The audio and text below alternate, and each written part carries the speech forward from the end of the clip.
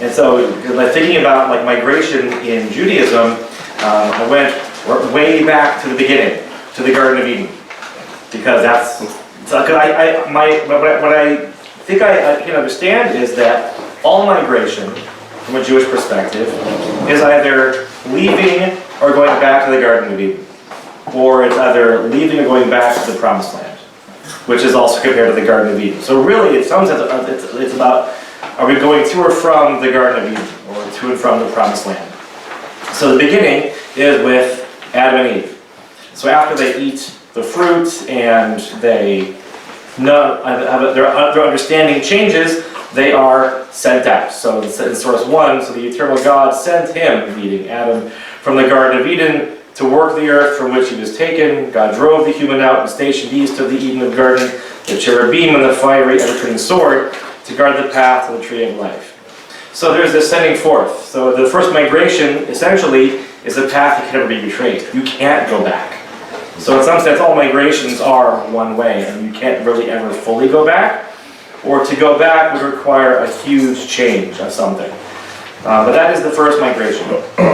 And in some sense, this migration is a maturation process. If they stayed in the garden, they wouldn't have ever had a family with kids. And so the beginning of humanity is marked with the notion that we've always been migrating. So in some sense, that's what it's deeply in the memory of the Hebrew Bible, is that we've always been migrating, always been moving from one place to another, and that we can't go back. It's permanent on some level. And the next big migration, there's the spreading out of all the families after Noah, which is seen as also as a divine fulfillment. Humanity is supposed to fill the earth, and being in the Tower of Babylon was a bad thing. We're supposed to inhabit all the corners of the earth and to be diverse. That is part of what the Hebrew Bible sees as desirable. All grouping together is not a good thing. And then we skip forward 10 generations to Abraham. So Abraham's call, our first big migration, this motion from Babylon to Canaan, that is a path that we retrace a number of times. So in some sense, all migrations retrace these patterns. In other words, mythically back to the Garden of Eden or from the Garden of Eden, or it's either retracing Abraham's going back to Canaan or his grandson's leaving Canaan, going back to Babylon. That occurs a number of times. So we always retrace these same steps. So when Abraham migrates, that's to fulfill a divine command. So in some sense, that's a migration that is aimed towards the Promised Land. So that's a positive migration. And that's the one that brings with it the promise of family, of becoming a blessing, and God goes. And his grandson will actually retrace, his grandson, Jacob, to avoid his brother's anger, Esau's anger, basically retraces his grandfather's steps and goes back to Haran, about halfway between Iraq today and the land of Israel. And so his migration is an exile. He spends 21 years essentially exiled from his family, from the land that is promised to become his family's in the future. And but this migration comes with also a divine revelation. He has a dream of this ladder which goes to the heavens, and he sees messengers, angels going up and down. So migrations often come with moments of deep learning. It's not just, yes, it's an exilic moment, but along the way there's something gained in terms of understanding that's different. So that's sort of one of the first. And that in some sense is the first exile for the Jewish people. Is Jacob, who stands in for all the Jewish people at some point. And then there's a return, and he comes back with a very large family. How many wives? Pop quiz. Wrong. 4. How many children does he come back with? 7. No. 12. 11 sons, 1 daughter. 14. Benjamin is he's born back in the land on the way. But then at some point 21 years later, he goes back. So his exile leads to another migration, this time larger, back to the land of Canaan. And that migration also comes with it this episode of night wrestling with this mysterious man, an angel, some kind of angelic being. And that leads to his name being changed. He becomes not Jacob, he becomes Yisrael. he becomes like the God wrestler, which is what Israel means in Hebrew. It means the one who strove with God. So that migration back to the land also brings with it a maturation, a change. So migration again leads to this further development. So all of them so far deal with maturation, development, deepening of understanding of oneself. And always either to or from an ideal place. And then the next generation, sadly, it repeats. But then we get the other Jewish migratory path, classically. So there's like Babylon to Canaan, then there's Canaan to Egypt. And that path we will retrace twice. So Joseph is the first one to go down. So, long story, you all see the musical, I hope? Maybe anybody? It's, kind of simplifies things. So basically, Jacob favors Joseph, leads to the brothers hating Joseph, and ultimately they send him as a slave down to Egypt. And his journey down to Egypt, his exile from his family, is permanent. He actually will never go back. So this is the first migration where the exile is complete, and he only goes back centuries later, basically as a mummy. He doesn't go back until much, much later.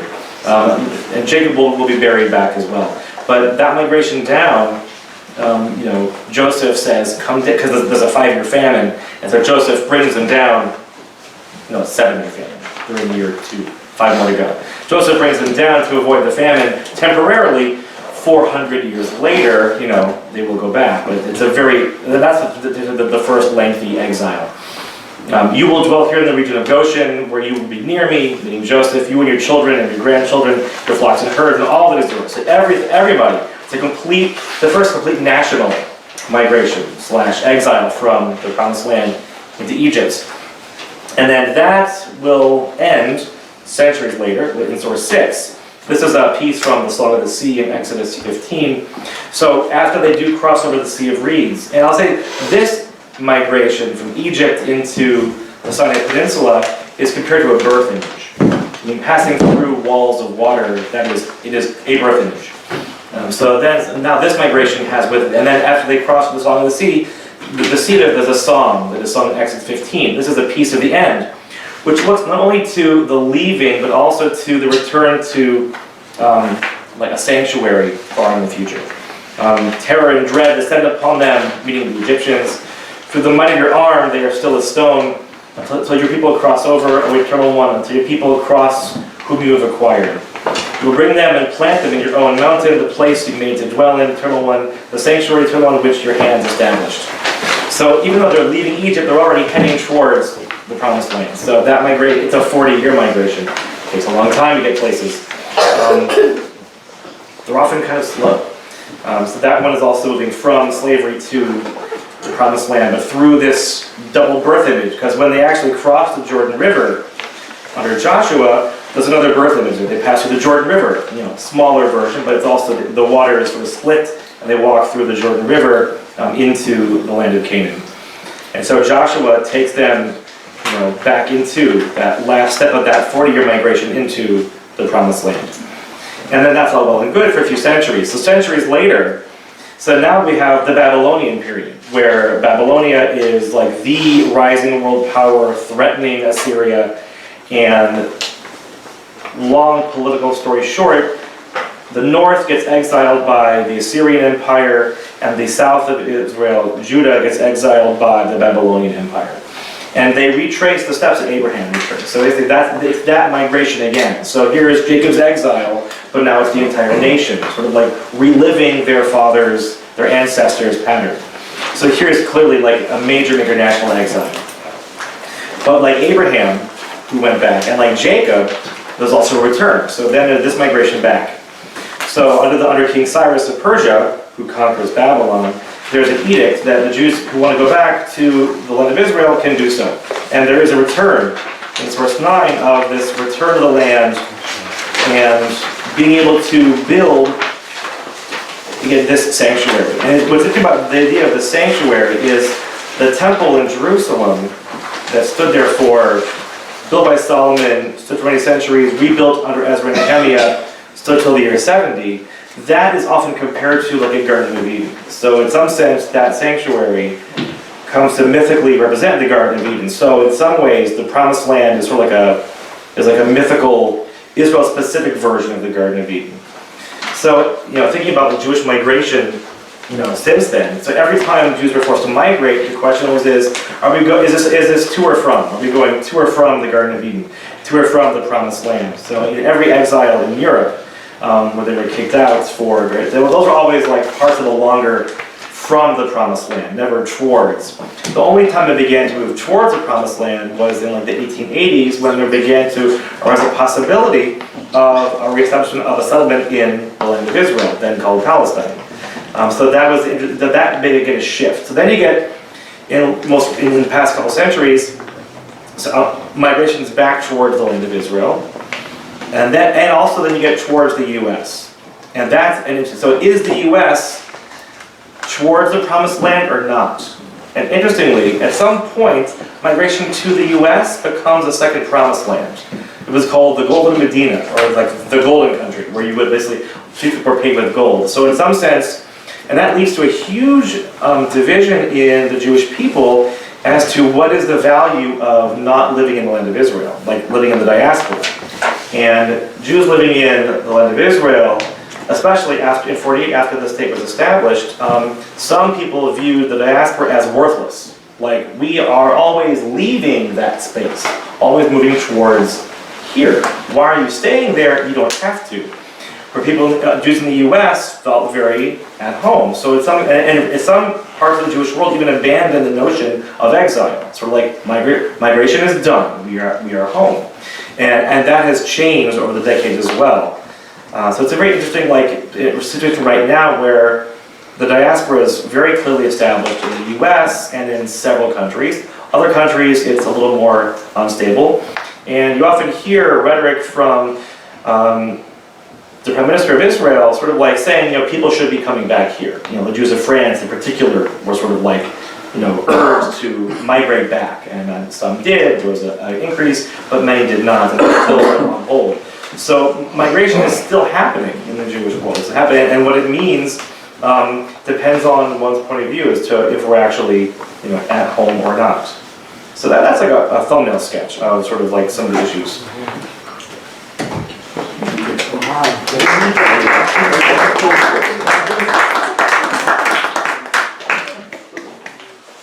Well, thank you, Rabbi Andrew, for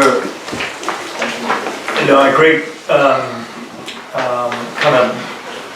very live description of the constant migration of the Jewish people, there and back again, and the uncertainty that you described. Well, have we arrived, or do we need to go someplace else? And where is the Promised Land? So, like that deep-rootedness in the Hebrew Bible of this movement of peoples and the movement of the Jewish people being led forth, as Abraham was told, first of all, get up and go. That's part of those first words of Genesis 12. Get up and go and leave your land. It's such a classic condition of the people of the Hebrew Bible. So speaking from the perspective of Christianity, and of course we begin with the person of Jesus, he obviously is a Jewish man. And so he inherits that kind of restlessness, should we say restlessness, or that impulsion to move. They used to say about me actually one time that I had an itchy bum, as you used to say about me. That's why I came to the United States, because I could never rest in one place, always moving on. And yes, I think that there's something very Jewish and very, very biblical about that. But anyhow, Jesus had that, and to look at that theologically, we turn to the Gospel of Luke. Because Luke, as you know, structures his Gospel very largely around a journey of Jesus. Jesus always has a journey in the other Gospels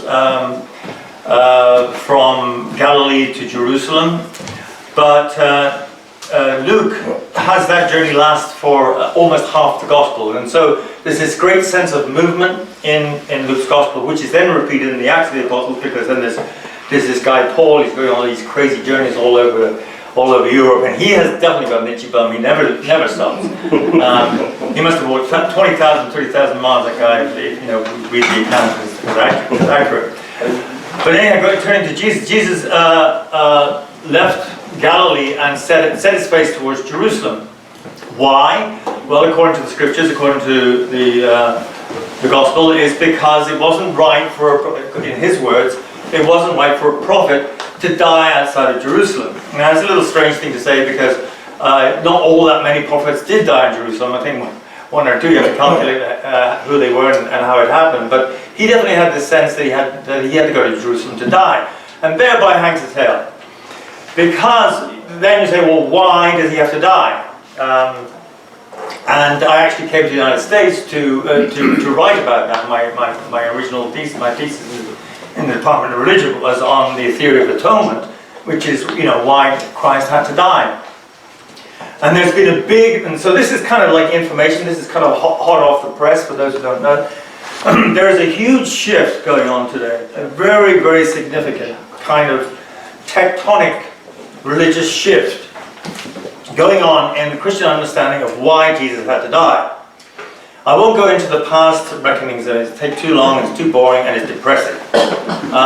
But what is being said today is that, and basically through this thinker, quite a magical thinker in a way, you need to think magically, but how he arose and how he expressed himself and where he got his ideas from is in some ways astonishing. His name is René Girard. And he suggests, and of course there'd be a lot of work to go through it all, but he suggests that the Hebrew Bible and the Christian Gospels are always in the business of revealing human violence. So that even though there's a lot of violence in the Bible, then you've got someone like, you mentioned Joseph, who is, in your words, hated by his brothers. Well, why put that story in there? Because of jealousy, and because of the outcome of jealousy, they want to kill him, and then they one short of killing him, they exile him, and that's a migration, and so forth. And Job, this figure who's condemned by his peers, and then he says, "I'm innocent." We arrive at this figure of Jesus, who is put to death, according to the Gospels, as an innocent man. And according to Girard, this displays, and this is a very important point for me, and it's part and parcel of what we do here at Bethany, is this displays the great innocence of most of the victims of human violence in human history. In other words, if you're killed, you're probably innocent. And I think there's something in the Talmud that says that if 12 people agree that someone should be put to death, he shouldn't be put to death. Because if everybody agrees, I mean, that's partly hearsay. There's a mob mentality. There's a mob mentality, exactly right. A mob mentality, and this is what actually, according to Girard, creates our culture. It's at the bottom, and it goes back through Durkheim, people like that. At the bottom, it's a mob that creates who we are. And we have the initial story in Genesis of Cain and Abel.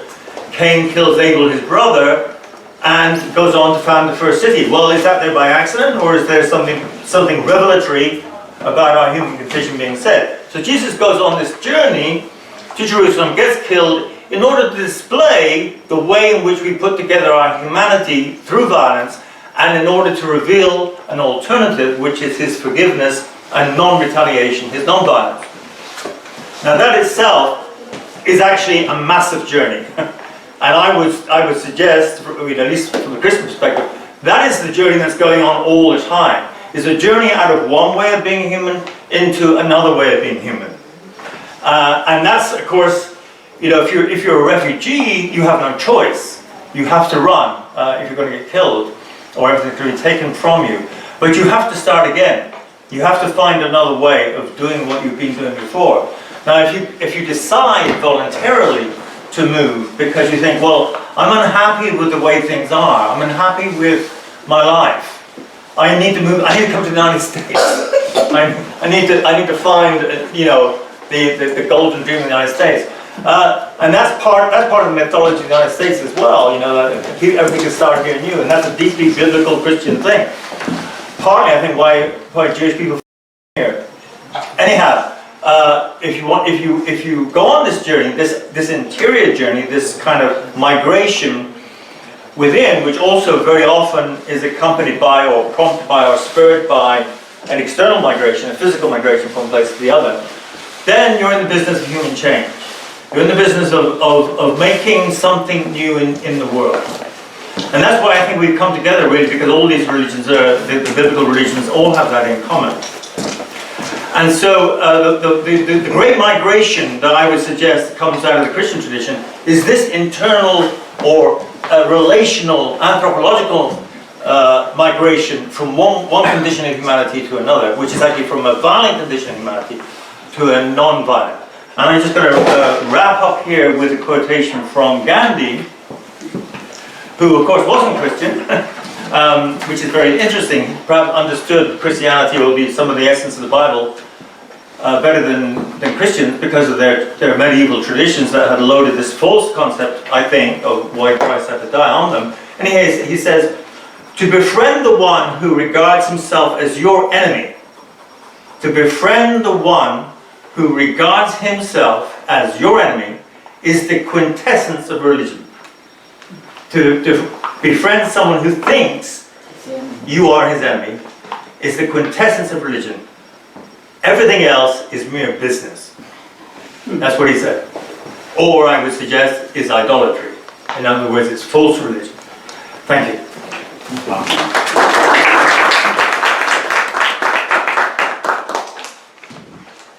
Thank you.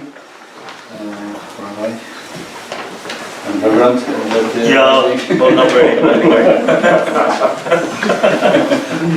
I'll put up with that. So now denomination become a denomination by itself. Yes, it really does. Yeah. Call me non-reverend.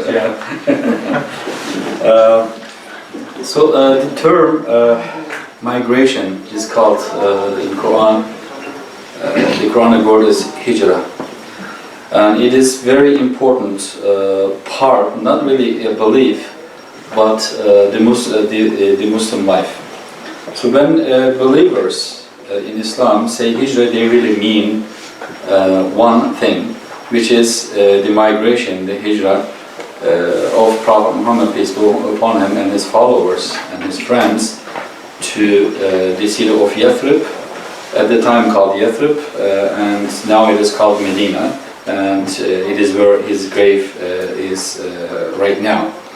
So this is when it is called, when you say hijrah in Islam, this is actually what has been understood. So migration, with the word hijrah, has been praised in Quran and also in the many sayings of the Prophet Muhammad, peace be upon him, which is called the Hadith collections. And it has been praised so much in Quran, and it has been put right next to the word of faith. Those who believe and migrate, and goes on. And there are a lot of verses like that that praises people who migrate for the sake of God. So it is very important. Why? Because when you migrate, you leave everything behind. Sometimes your children and wife too. In the case of Prophet Muhammad, your life, you change your lifestyle and everything, you leave everything behind, and for the sake of God, you make another life again for the sake of God. So let me give you a very fast history of the migration of Prophet Muhammad, peace be upon him. As a matter of fact, there are 3 migrations of Prophet Muhammad, peace be upon him. The first one was to nearby city Taif, where his relatives were. And when he was not accepted by his relatives and friends in Mecca, and he was looking for somebody to seek refuge, and he figured I should go to my distant relatives in Taif. And when he went there, along with his helper with him, they basically stoned him. They didn't accept him. And on the way back, it's a very sad story. When he was wiping all the blood from his face, got out of the town, and he actually narrates hadith sayings of the Prophet, which is collected in the books right now. He says, it's as if right now I'm looking one of the prophets. He refers to Jesus, peace be upon him, and he doesn't say it is me, but he tells his story through Jesus, peace be upon him.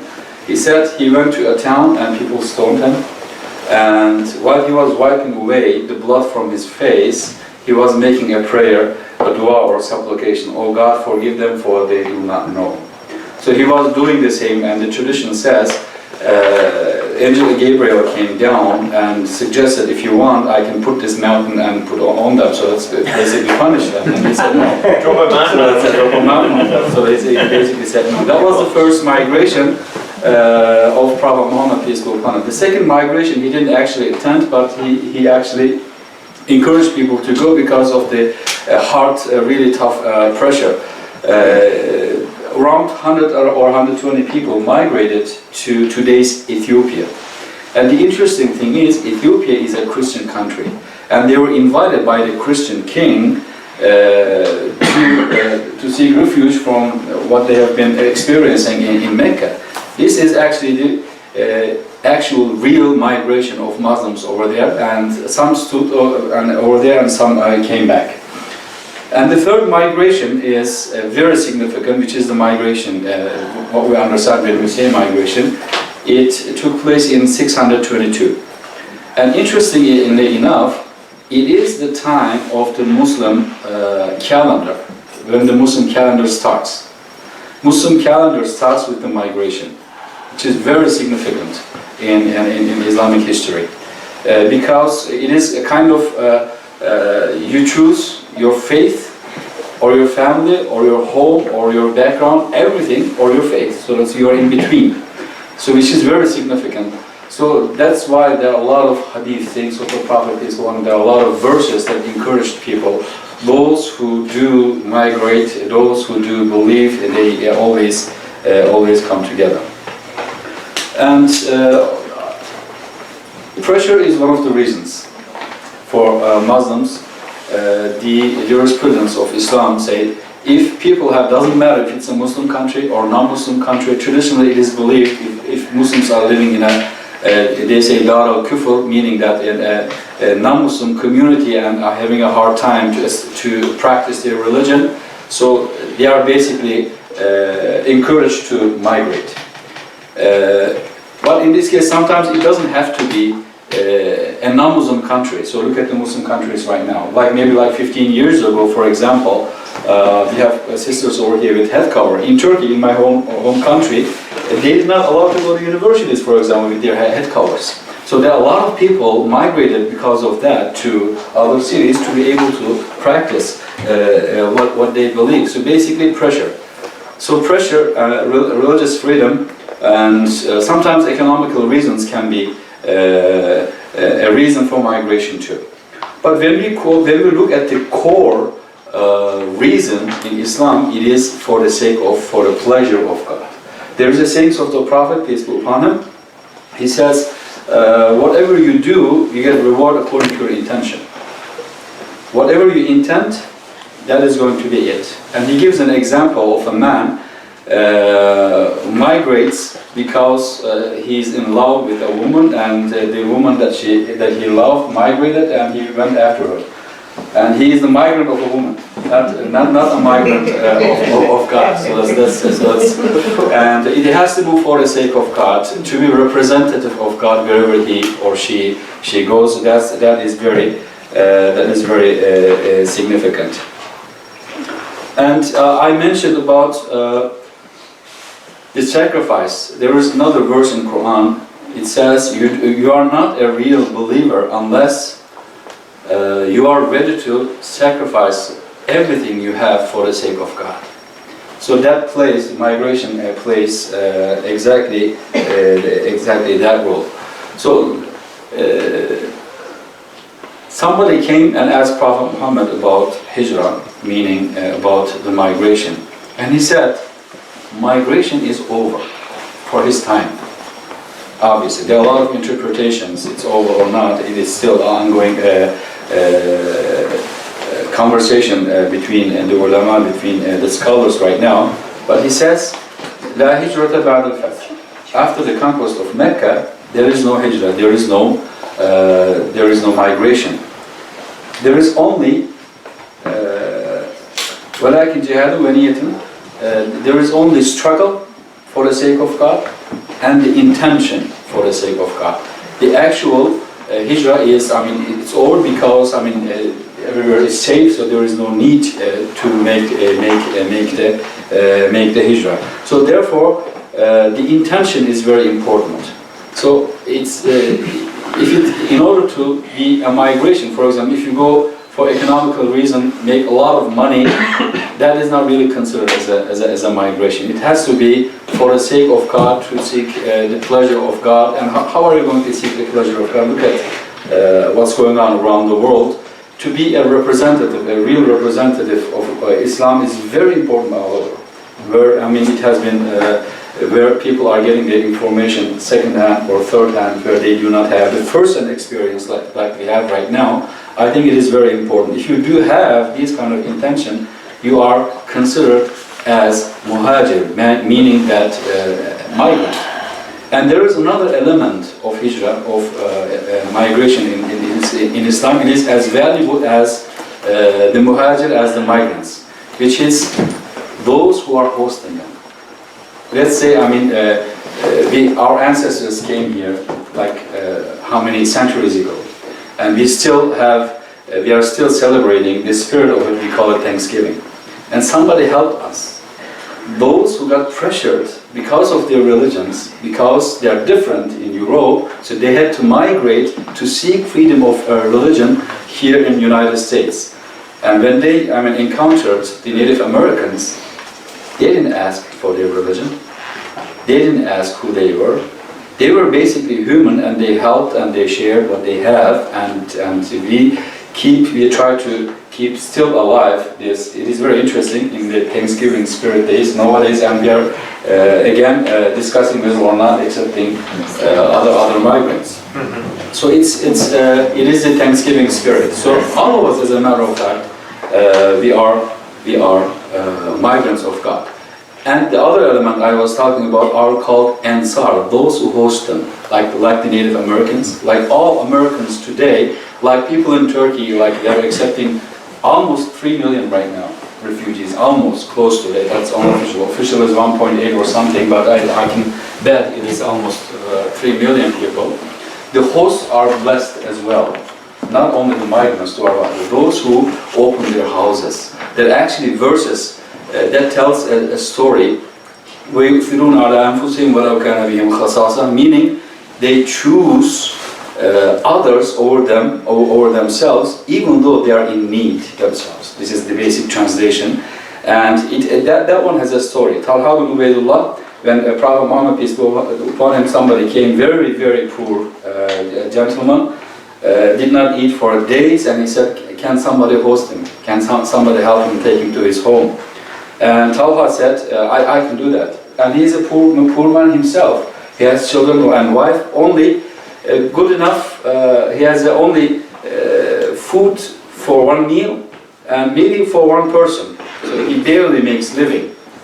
And he takes the guest home, and they consult with each other, with his wife, and they decide, let's dim the lights. And when it is dark, we pretend as if we are eating, and our spoons should be empty, and let our guests be full. And they do that, and the next day, the verse that I recited comes alive, and God let Prophet Muhammad, peace be upon him, know, and he said, "What have you done last night that God was so pleased?" And he revealed this.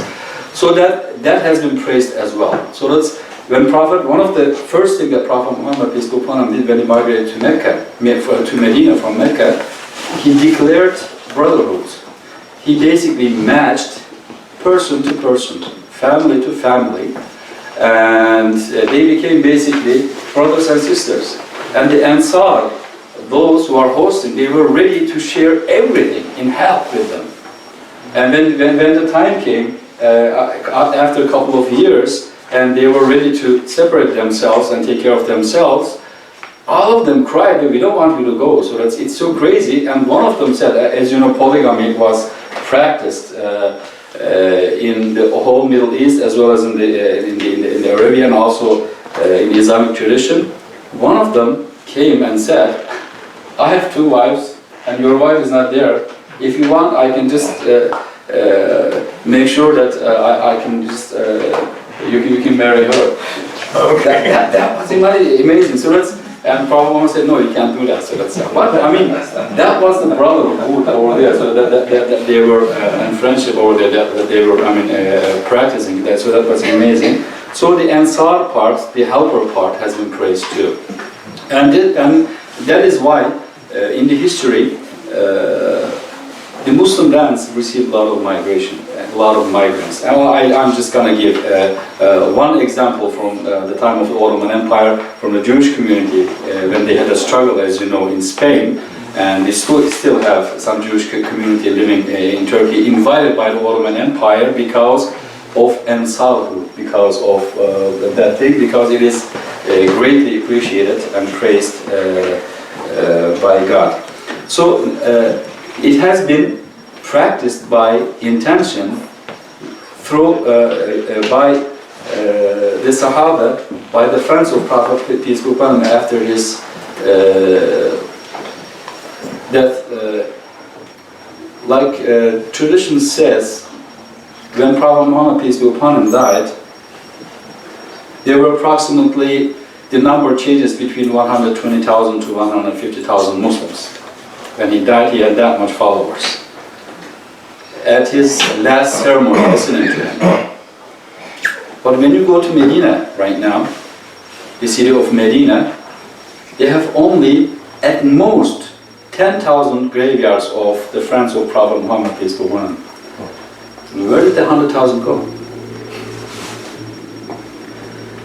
They're in Turkey, they're in China, they spread all over the world. All over the world. That is why it was easy for the Arabs to conquer the lands, because the Sahaba, they went before and they captured the Harp, for example. And as someone from Turkey, the Turks are the only one in the Islamic tradition, they capture Arabs, they are not Muslim yet, in 10th century. And Arabs are the slaves, and they like it so much they become Muslims through their slaves. It's really interesting. It is really interesting. So that helped Islam grow, the understanding. Of course, nowadays, I made a research, and I think we can come to that in the Q&A session. I didn't realize it is such a hot topic in the United States right now. There are a lot of writings, there are a lot of videos right now indicating there is no difference between hijrah, migration, and the word jihad. As you know, it has been filled with all wrong meanings, and that's why we should not accept refugees, not only accept refugees, and do something about the Muslim community over here. So let's leave this in the Q&A session.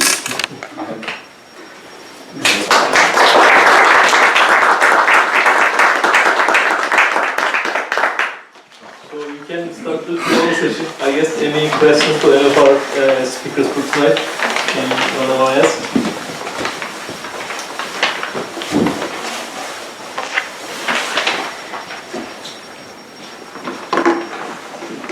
I'll start off. You go. I wanted to ask you. Sure. You started out with Judaism. So what was the prevalent religion in that whole area? Okay. So essentially around 4,000 years ago in the ancient Near East, it was pretty much paganism, polytheism, pantheons of gods. There were gods for weather, sun, moon, harvest. It was classic Greek, Roman, Norse mythology. The rabbis see Abraham as the first monotheist. Perhaps maybe reading a little too much of their own theology into him, but he certainly does make a radical break with the past, and the rabbis imagine that he leaves behind not just land, birthplace, and father, but he leaves behind idolatry. and that he's literally the iconoclast. He's the idol smasher, which is a story that both Judaism and Islam share, of Abraham smashing the idols in his father's workshop. It appears in our Midrash, which is like a hadith, an oral tradition, that appears in the Quran as well. So essentially, in some sense, all of the Hebrew Bible is a rejection of idolatry, from one point of view. So that's another kind of migration, if you will, is the migration is not only geographic, it's also a theological, leaving behind worshiping, ourselves and our stuff to worshiping God. Just one thought based on the text here too. It talks about the God of all the earth. Yeah, It was interesting more language. typical to have a God of a certain geographic area. And this was part of the innovation of Abraham's and this revelation, right? That God transcended a geographic area. Actually, You migrated, you... Interesting. So one thing I sort of didn't focus as much on was that all migrations in the Hebrew Bible are theological. In some sense, they're all punishment or reward. So Garden of Eden, exile, coming into the land was seen as reward or as a positive thing. Jeremiah is sort of, we think of Jeremiah as the one who had the idea. There was the god of the Moabites, and that they had Chemosh, and Egypt has their gods, and Israel has its god. But for Jeremiah was the one who had the idea that God transcends all boundaries. So it was not limited to geography, which meant that when the Jews were exiled by Babylon into Babylonia, that was actually God's doing. That Babylon was an agent of God on God's behalf to exile us because of whatever our wrongdoing was. The good part about that is it gives you agency. Like, we are in control of our destiny. If we just change our behavior, we'll go back. So the migration, in some sense, if we change our behavior, God will, after some period of time, send us back to the land, which happened 70 years later. And after the Roman destruction in the year 70, for a couple thousand years, there's always this perpetual yearning to go back in our liturgy. Every day, 3 times a day, it's a big focus is going back to the land. But Jeremiah was, we see Jeremiah as the one who sort of broke through that ideological barrier. That God is not limited to one land. Because if it had been just like, well, we lost, our God's now part of their pantheon, we'd still be living in Babylon. Or something. Rabbi, Andy, there is so much Abraham, Isaac, shared traditions between the Quran. Where did the split actually of the two religions? It seemed that there seemed to be a split way of there was the Why tribe. aren't Muslims Jews? Well, yeah, or It could have gone that way. I know, because because they all originate in the same geographic region. That's true. If I may, we call it in our interfaith gatherings, Old Testament, New Testament, Last Testament. Very good. So it's, for us, according to Islam, when we say Islam, not the religion that came to Prophet Muhammad, peace be upon him. According to us, according to Muslim tradition, the religion of Islam started with Adam, Noah, Abraham, and it is the continuation of the same tradition. So it is for us, like the Judaic tradition is Islam. But there are things that we agree and don't agree what it used to be, the original message or not. This is where we disagree. And we certainly, believe that Jesus, peace be upon him, it is mandatory for a Muslim to believe Jesus, peace be upon him, as a prophet. So, but there are certain things that differentiate. For us, again, it is the same message of Islam. Noah's message was, again, the message of Islam. Abraham's message was the message of Islam. When Quran talks about Abraham, it talks about, he defines Abraham as a Muslim and other prophets as a Muslim, the believer, because there is one message of God and it is called Islam, according to us. It doesn't matter how they define it later on, so that it is only one message. The message of God to humanity is called Islam in Islam. The rabbis, there's a book called the Book of Jubilees. It's a post-biblical apocryphal work. And the Book of Jubilees, and later the rabbis also, they also imagine Abraham, in his guts, he knew the whole Torah. And he just did it because he intuited it on a deep, in his bones kind of level. So they also imagine like a continuity back to Abraham as well. So it's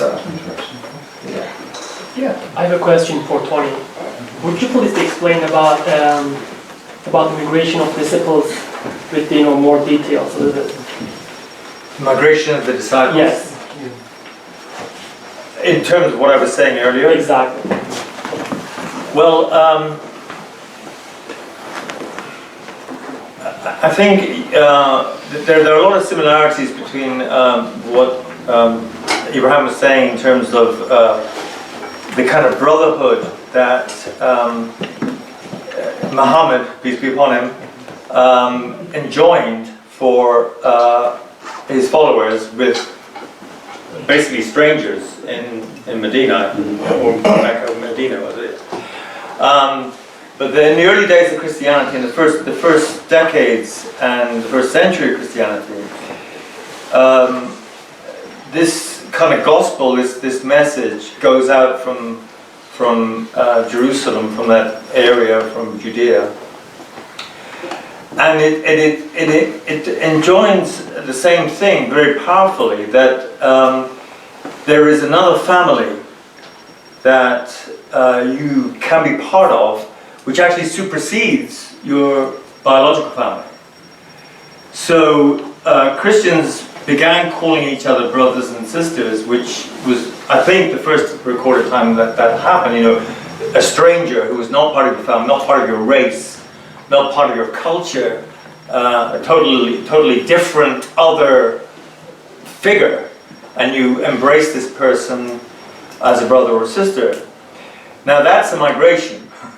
I mean, you're migrating over very significant boundaries. And I think that's happening in all these traditions, that there's an attempt. And of course, because it's so easy for us to fall back on well, we're the Muslims, we're the Christians, we're the Jews, and these people want to attack us, and want, they're our enemies.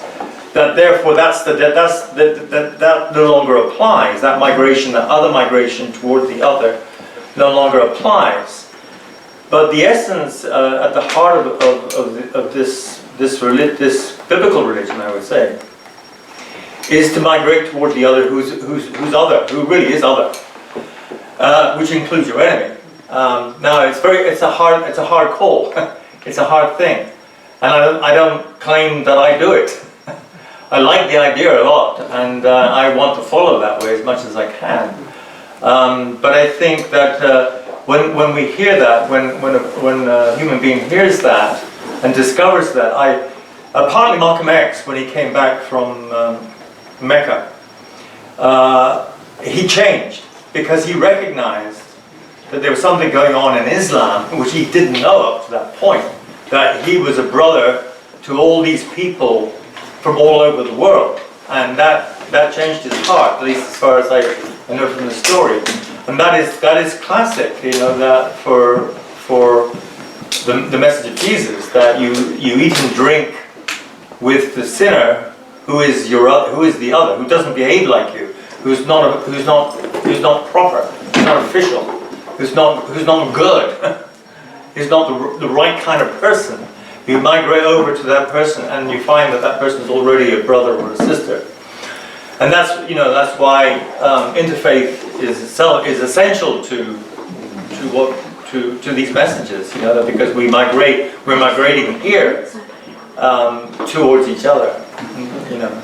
Can I elaborate on that? Yeah, sure. I think there is one thing that today's Muslims and like Islam and Christianity has in common in the intention of migration.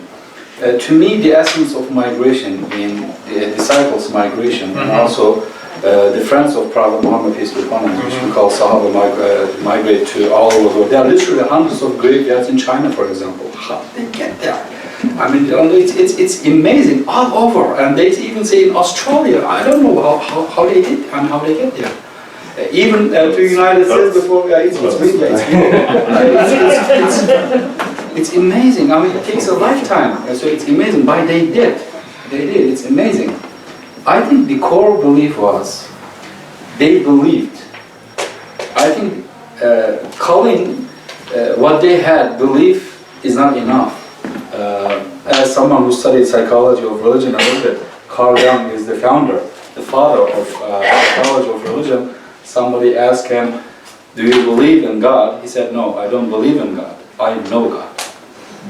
So it's beyond belief. They had something in their hand.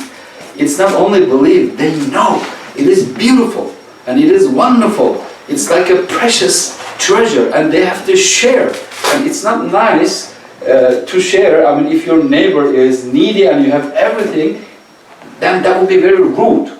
And they thought that, I mean, we have to share this with humanity. And that's why I think the reason why the disciples of Jesus, peace be upon him, spread all over the world to share what they had. You can call it missionary today, vision. Or, I mean, missionary thing is a little different. I mean, money and all these things are involved. Or they just went there. I mean, they don't know what's going to happen. And there is nothing. I mean, they basically give themselves to the darkness. And same thing with the Sahaba, friends of the peace be upon them. I think that spirit was the moral force behind why they migrated. So I think this is a shared value. It is a very definitely shared value. And let me just add one more thing. I think I can recall a prophet, peace be upon them all, that did not migrate. All of them migrated. It's really interesting. All of the prophets, peace be upon them all, were pressured by their own people and they had to go out. Basically all of them. And if you look at the lives of the great saints, same thing happened. They have been pressured and forced to migrate and they had to migrate. There is something about migration. And if you look at the great civilizations throughout the human history, the great civilizations has been established by the migrants. That's a nice topic to make a research. I forgot also, Moses, who is a prince of Egypt, actually, he also migrates to Midian and then goes back. Yes. Everyone of the freedom that he enjoyed in his time in Midian with Yitro, his father-in-law, the priest of Midian. And also, the thing that we look at Egypt, and we did this 36 times in the Torah, is to care for and be compassionate towards the stranger, one who is in migration in your midst, because we know what it is to be a stranger in a foreign land. And that's the deep learning of Egypt. That, like Jacob's learning of the ladder, that's one of our deep learnings from our time in Egypt, was compassion for the other who is who has been displaced. And to treat them like one of your own. 36 times. 36 times, yeah, good number. Actually, what you said also, I mean, to come up with what you were just saying there, that sometimes we're pressured by our communities to migrate, but sometimes we're also pressured by God and God's self, because you're saying that when they all gathered together at the Tower of Babel, to stop. They all came in from the east, and then they wanted to find one place where they would not be scattered. Yeah. Then God scattered them. He said, "No, you can't stay here. You can't get fixed here. I'm going to make you migrate." So there's something about the Spirit of God which drives people forward, and they can't build their castle in one place. And then you say that, as you say, that's a beautiful thing. You may not want to do it initially, but when you respond, you agree to do it. It is a beautiful thing. I would like to share also. I like the paraphrase that you used over there, like befriending an enemy. That reminded me of things that I automatically recalled. Moses, peace be upon him, like Jesus, peace be upon him, and Prophet Muhammad, peace be upon him, basically all the prophets. Like, who were their enemy? So when we ask this, who were their enemy? First thing that comes into our mind is Pharaoh. But I don't know how many times Moses, peace be upon him, went to Pharaoh to deliver the message of God and to save him from the eternal hellfire. 10 times. 10 times. Yeah, over and over again. Over and over again, basically. Same thing, Prophet Muhammad, peace be upon him, the greatest enemy has been considered as Abu Jahl, and tradition says at least 100 times. He went to the door of Abu Jahl and tried to deliver the message of God to save him from the eternal hellfire. Same thing for Jesus, peace be upon him, praying for those who really tortured him and ready to sacrifice himself and his life. So they were not the enemy of a person, Pharaoh. They were not the enemy of a person, Abu Jahl. They were the enemy of what made them Abu Jahl or Pharaoh. So if they were, personally, enemy of someone, let them go to hell. Why would I try to save him or her? So I think this is very, very important, and I think it's a great teachings of Christianity that we have also in Islam. Hate the sin, not the sinner. Teaching, it is very important, and very important to understand that. Reminded me of that. That was beautiful.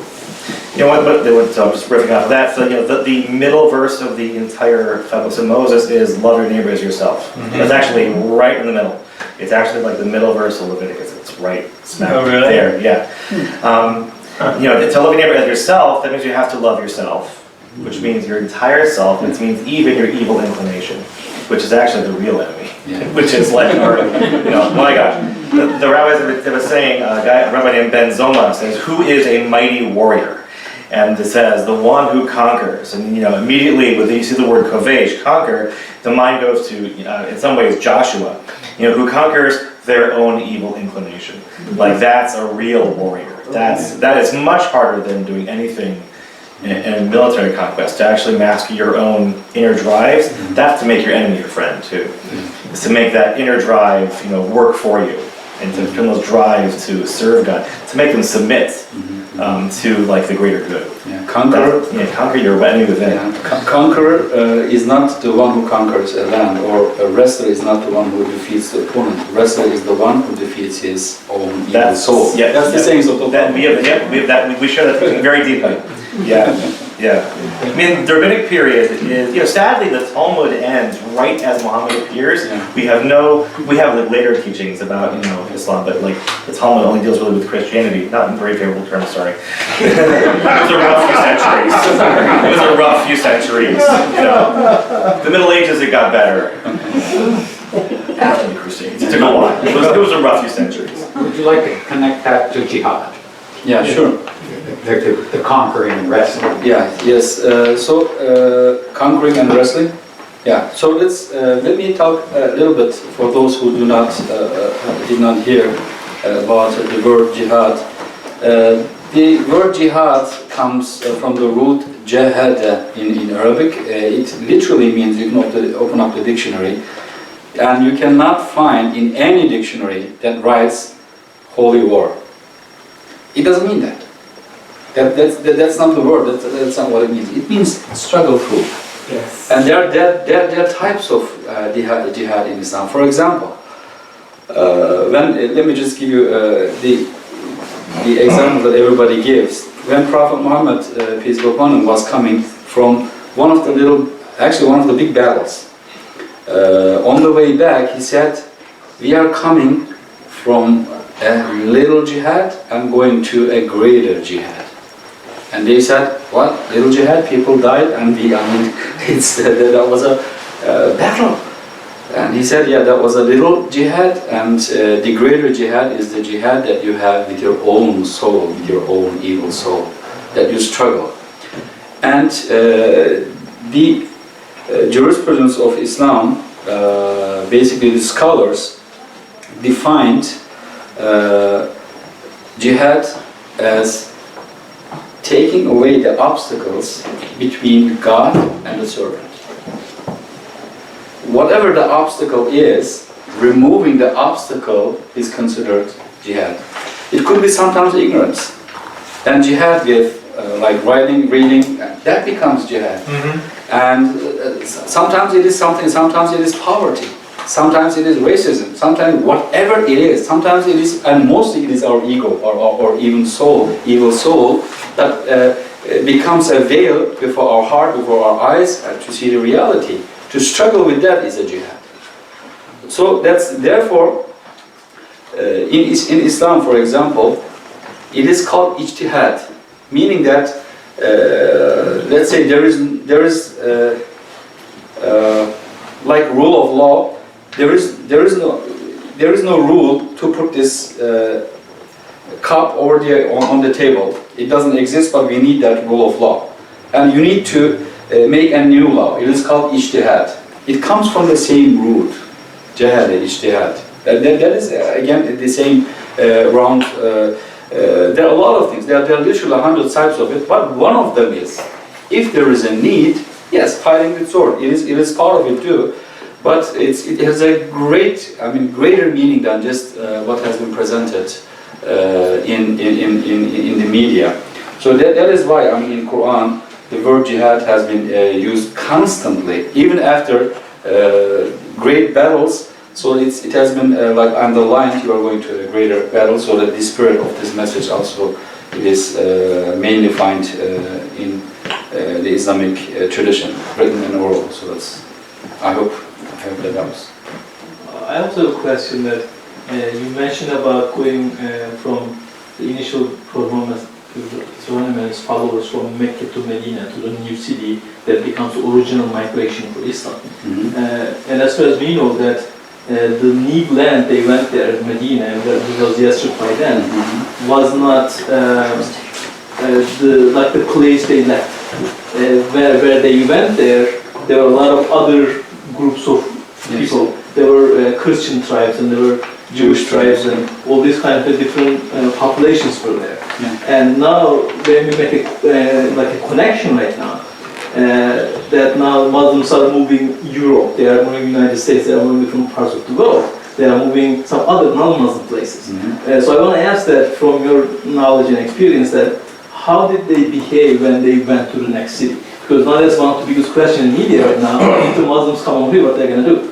And how they're going to behave and everything. So how the original Muslims, with the leading of Prophet Muhammad, what did they do with the people there in that city? Did they push them out? Did they say, oh, you're non-Muslim, they're going to kill you or something? How did that whole relationship work out with those people there? Of course, there were a treaty and signed things between the traditions, and I think like the Pact of Noah.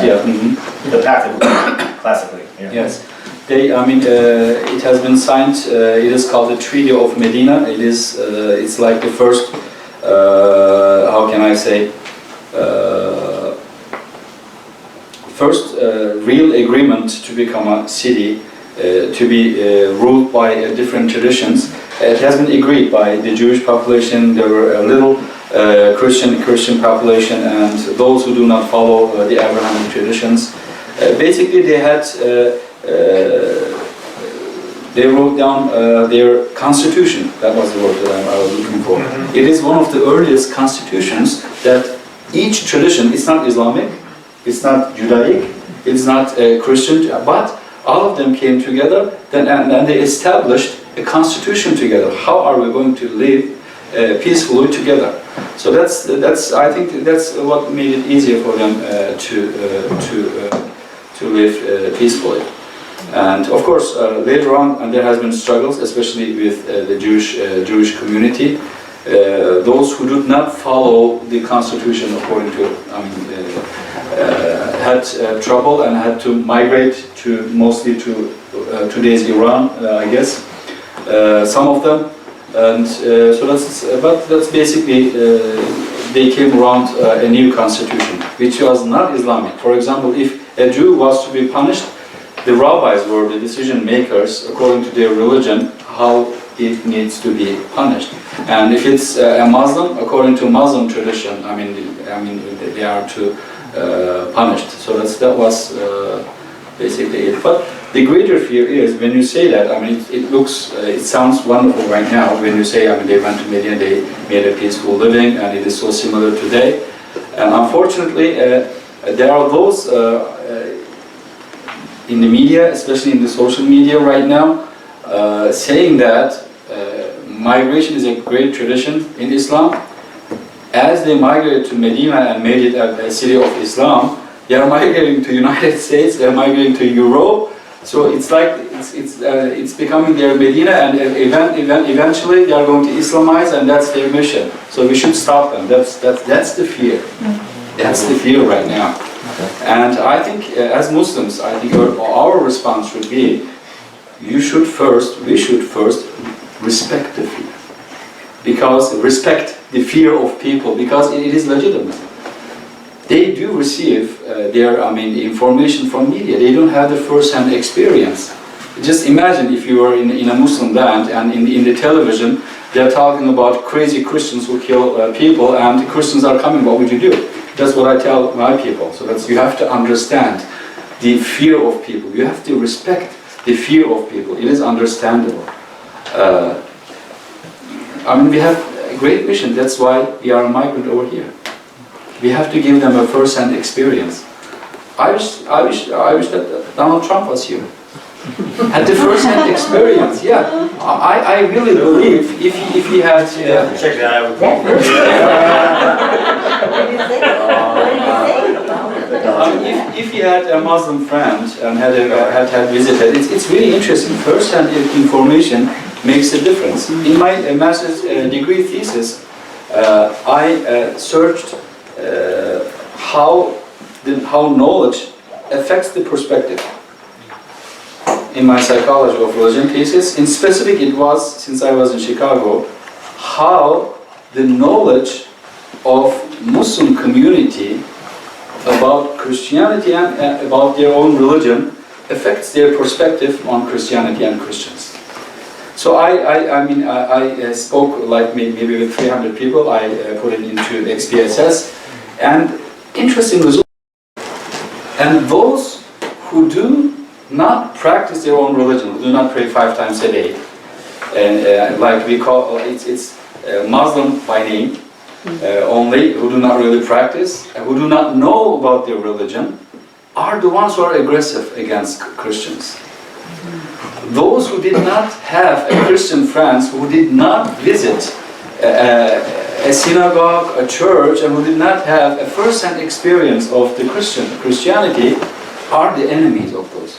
Those who are really practicing, and those who are having connection with the Christian community, are much friendlier. So that's really interesting. Therefore, that's why I say you have to give Donald Trump first-hand experience. But I partly blame myself. If as Muslims we are to represent Islam beautifully, those things would not have happened. We are not able to represent, unfortunately. If there is empty space, somebody represents, and unfortunately. Well, there is the other side to it, though, that that's not under your control. It's not under control of Muslims. Is that if a politician wishes to get power, and we know the classic instances in Germany, is that you mobilize the people against the perceived enemy. So if they can paint Islam with that brush, and of course, the media makes it very immediate, the terror of a very small minority, carried out by a very small minority, then you mobilize the population to hate. The question then is, yes, you make friends, but I think Christians have to make friends as well. In other words, that how do you stop the classic pattern evolving? Because there are definitely forces at work at this moment to try to make that classic pattern, that fascist pattern, take place. Because the time is right for it, partly. So the point would be for Christians really seriously to resist that by, from our side, making friends, and I'm sure it applies to Jewish people as well. That there is this commonality that we find, that there is this reaching out to the other in all the great traditions. That becomes the answering voice. That becomes the response. So it's not just that Muslims are good guys, that they're nice and they're friendly, which they are. The Turkish ones especially. They've got Saeed Nursi and all these great people teaching them and Fethullah Gulen. But yeah, I mean, it's an important moment in history to break through those forms, so that classification, like you said, you know, we need a national registry of Muslims. So how does that make you feel? I mean, it's not a good thing, because of that pattern. I mean, the Jewish internal press really just, you know, when Trump did not say those were crazy thoughts, it wasn't his idea, but he later didn't reject them and he would semi-embrace them. It was like, that sounds familiar. When he said 30s Weimar, yeah. that's right, exactly right. It sounds pretty. He is emerging into the pattern of a fascist. He's got, you know, like a number of components, and I worry that his colleagues who are also running don't want to trash him for fear of losing the votes of his base, because they need those people to vote for them. So I feel like they're courting his follower, his base too much. Which is also part of the pattern. It's also part of the Weimar pattern that the opposition doesn't have enough internal strength to stand against that voice. Yeah, I think Muslim community over here, even though I mean it's over and over again we try to make our voice heard, it is not enough. Since we do not own enough media coverage, it is not enough. I think we need local communities' help to be our voice heard. I think we are going to a very dangerous stage. What people like Donald Trump are advocating really helps what ISIS is advocating. They are advocating, they are saying the number one reasons how they recruit youngsters from European countries, including United States, is that they are not your friend, they are your enemies. And so Trump says, yes, we are your enemies. And he says, you see, and that makes it easier for them to get recruits. And it is not helping. It's proving the point of ISIS. He's just proving the point of ISIS, unfortunately. Abraham, on that same line, isn't a lot of the common theme here is our media. Thank you to Timur. 2 years ago we went to Turkey with Timur and the Turkish Congress. We had a wonderful dinner in Konya with the family and our sponsors in the city of Konya. And it was so interesting to hear their opinions of us Americans and our opinions of Turkish Muslims are based on the media. We see ISIS, we see Al Qaeda, they see John Wayne and all these mass murders. They think we're all mass murderers. You know, we all own guns, we all kill people. And we see them, well, you're going out and you're cutting people's heads off. Isn't there a lot of commonality of, we let the media, they're not out there to tell the truth, they're out there to make money.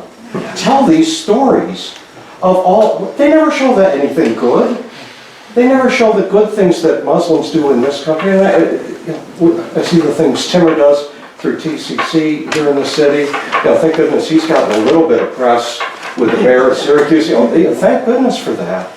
But you see so little of that. All the media wants to do is sell newspapers, ads, and all we hear is the bad things. Yeah, you're right. We as a community need to do more.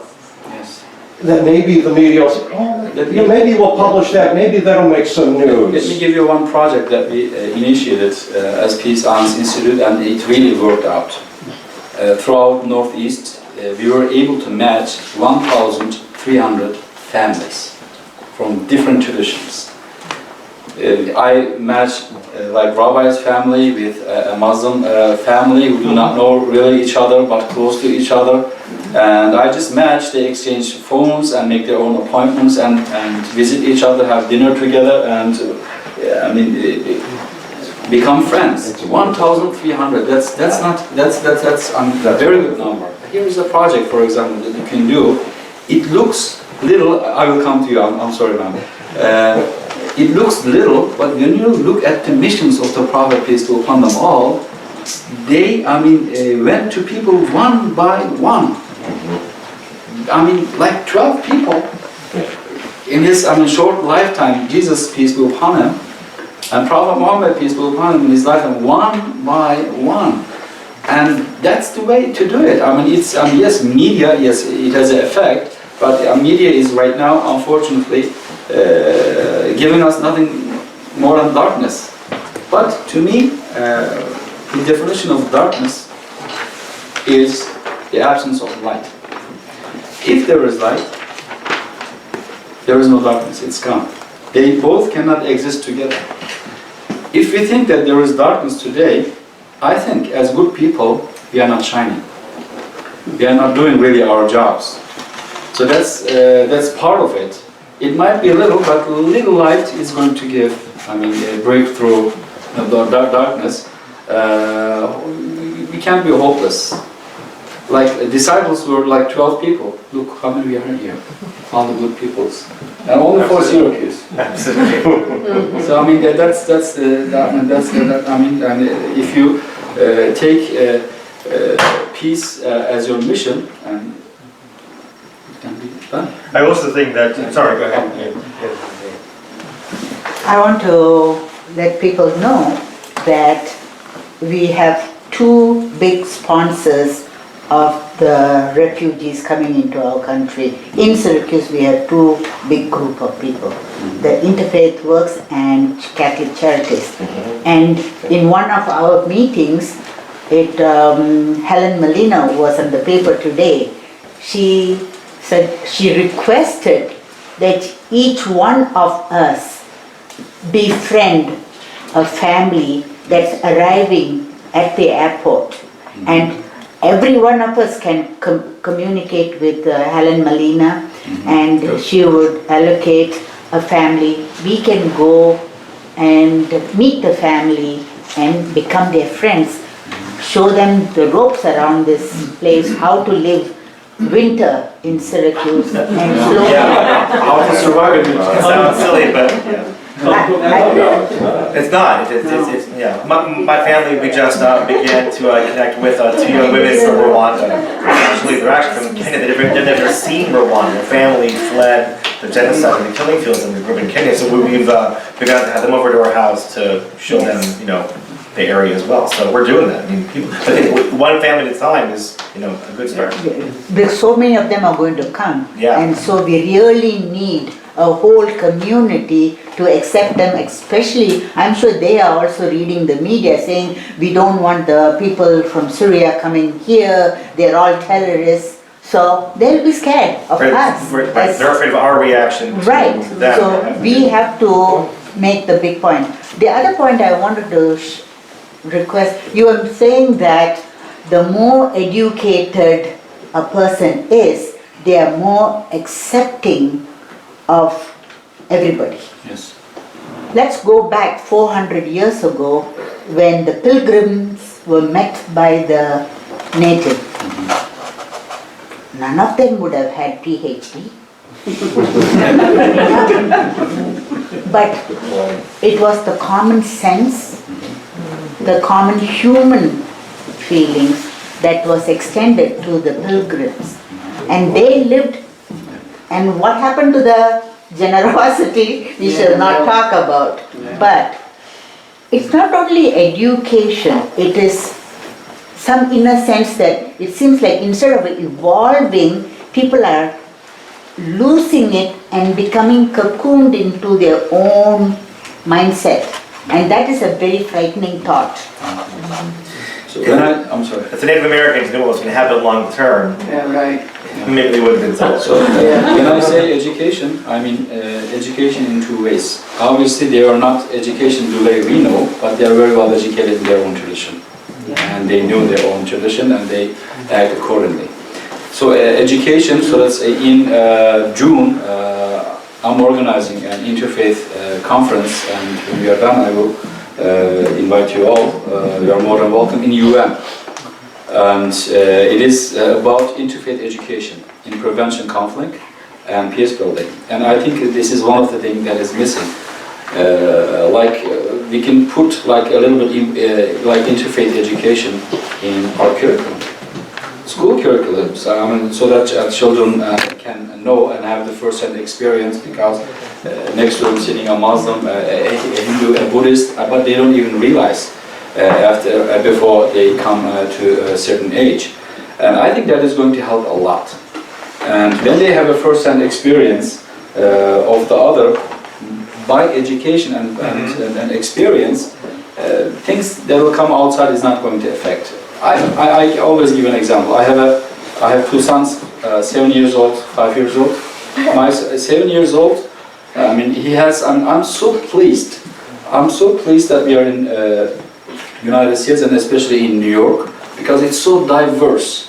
And he has friends from the black community, from the Buddhist community, all over. He has friends, and it is very normal. Nothing is wrong. It is okay. I remember, from a small town originally from Turkey. I remember when I saw a black man for the first time in my life. I was in high school, and I was like shocked. Yeah. And in Turkey, and everybody was. I mean, it's like amazing. It's how can this happen? So even though we know, I mean they exist, but the experience is not there. But my son, so normal. I mean he's black. He said he calls my brown friend. That's how he calls it. But he loves his friends. I mean it's so normal, and he's growing up in this environment. I think it is so valuable, and putting an interfaith flavor onto it, I think it's going to help a lot. So this is what we are pushing through UN and our education system. So hopefully, hopefully that will help. We are getting to the end of our timing here. If there is not a question, we might stop here. Maybe one last question we might have. There is one question here. One, thank you. You volunteered your friend. You know what's the story? I'll take a couple of minutes. And I have two kids as well. One of them, was 11 years old. The other one is 7 years old. And so many years ago, we got a book about the stories of the prophets, right? And at the beginning, I was not expecting from my kids to love these stories, but we had finished, the ones and started again. And honestly, mostly my wife is reading that book because at that time, I was almost, that, half sleeping, half, breathing, on the couch. But, most of my wife reading that stories.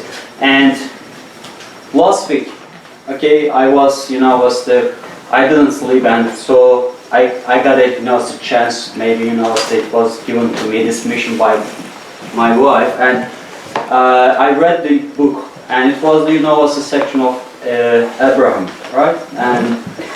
And so the story is, was the last part of, was his story. And I really like, was the definition, description about idols, was the smasher. And so he smashed, was the idols, and then he caught that as a punishment. He was thrown to, was the fire. And it happened, according to that book, right? It happened. But mercy of, was the God Allah, and so it was not, was the fire didn't, was to burn him, and he started praying, and everyone, okay, the whole community over there, was watching him, right, and he was not burning in the, was the fire, and, was praying, and before reading that part, was my brain automatically, was before, was completed the story. I was, was thinking, was everyone, was to say Hallelujah, was the Allahu Akbar, whatever, was they believe in, was his message. But the book was telling that, was they didn't believe in him, and they said that's a magic. The book is, telling that, and was the book, was continuing another, section, and then he migrated from Haran to Egypt, was according to that book. Okay. Yeah, as I remember, if I'm not wrong, maybe Imam is going to tell it. It was, shocking for me, because, it's a very, was a big event. I think, according to your resources, I just want to, check this one. Yeah, that's so, why, and everyone witnessed this one, but they didn't believe in them, and then he migrated.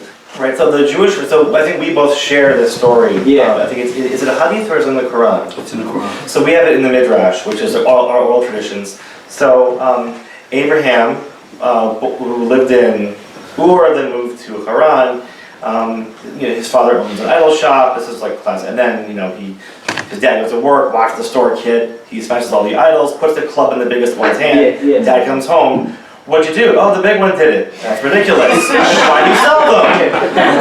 If it's stupid, why do you sell them? And his dad has an epiphany. No, actually, in one version, his dad believes in God and rejects idolatry. In another version, he takes his son, Abram, to the evil king.